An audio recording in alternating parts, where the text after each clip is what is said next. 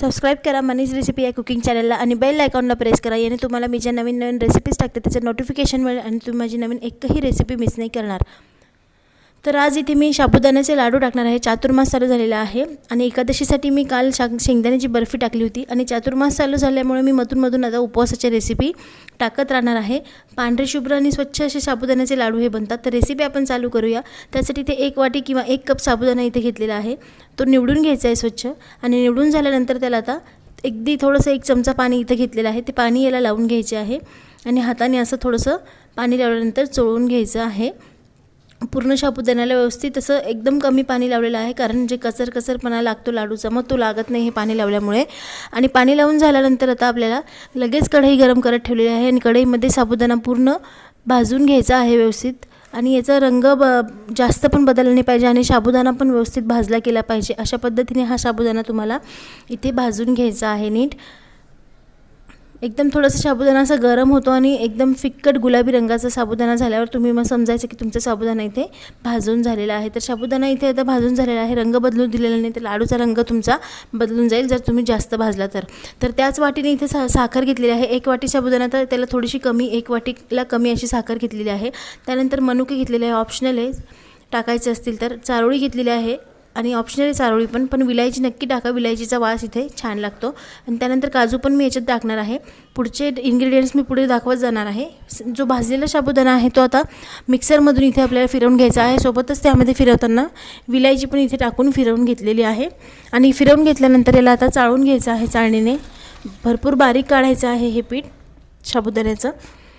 तर आता साबुदाण्याचं सगळं इथं बारीक मिक्सरमधून फिरवून घेतलेला आहे आणि त्याला परत एकदा एकदम बारीक चाळणीने इथे चाळून घेणार आहे, म्हणजे जे जाडसरपणा त्यात बिलकुल राहणार नाही मग। तर सगळं पीठ आता इथे साबुदाण्याचं चाळून झालेलं आहे व्यवस्थित आणि त्याचबरोबर साखर जी आहे ती पण आता मिक्सरमधून इथे काढून बाजूला ठेवून दिलेली आहे। तर लाडू आता बनवायला आपण चालू करूया प्रोसेस।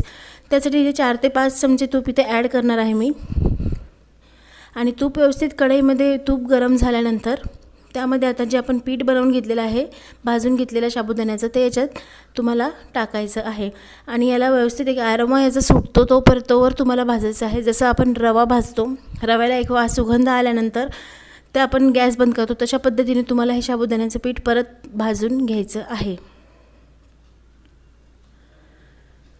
तर आता हे पीठ इथे व्यवस्थित भाजून घेणार आहे। पीठ आता भाजून झालेलं आहे, त्यामध्ये आता जे ड्रायफ्रूट्स घेतलेले आहे ते इथे घातलेले आहे आणि यामध्ये तुम्हाला दूध लागणार आहे। दूध मी पुढे दाखवणार आहे।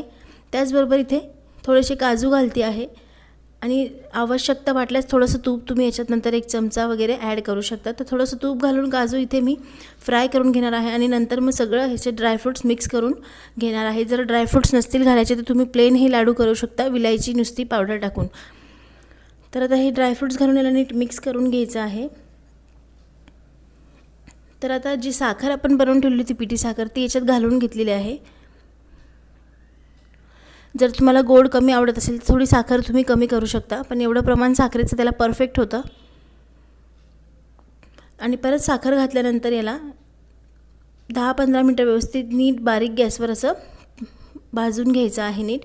तर ते परातीमध्ये काढून घेतलेलं आहे आणि थोडं दूध इथे करून मी याच्यात घालणार आहे। अर्धा कप किंवा पाव कप दूध इथे तुम्हाला थोडं करून घालायचं आहे। एकदाच तुम्ही दूध घातलं तर साबुदाणा चिकट असतो, त्याचे गोळे स्टिकी असे च्युइंगमसारखे त्याचे गोळे होऊ शकतात। त्यामुळे दूध तुम्ही गरम असतानाच घालायचे आणि लगेच हलवायचं आहे। तर सगळं दूध घालून इथे मिक्स करून घेतलेलं आहे। आता लाडू वळवायला चालू करूया। लाडू वळवून घेते इथे आई माझी। परत एकदा ही माझ्या आईचीच रेसिपी आहे। यापूर्वीची याच्यापूर्वीचा व्हिडिओ टाकला आहे ती शेंगदाण्याची रेसिपी पण माझ्या आईनेच दाखवली होती। तर अशा पद्धतीने आता तुम्हाला हवे त्या आकाराचे छोटे मोठे मीडियम साईजचे लाडू तुम्हाला जसे जमतील तेवढे तशा साईजचे तुम्ही इथे लाडू वळवून घ्यायचे आहे। अशा पद्धतीने तुम्ही लाडू वळवून घ्यायचे आहे। तर आता लाडू इथे एक वळवून ठेवणार आहे आणि लाडूचा कलर तुम्ही बघू शकता एकदम पांढरा शुभ्र स्वच्छ आलेला आहे। आणि याच प्रकारे आता राहिलेले जे लाडू आहे ते सगळे इथे या पिठाचे राहिलेले लाडू इथे करून घेणार आहे।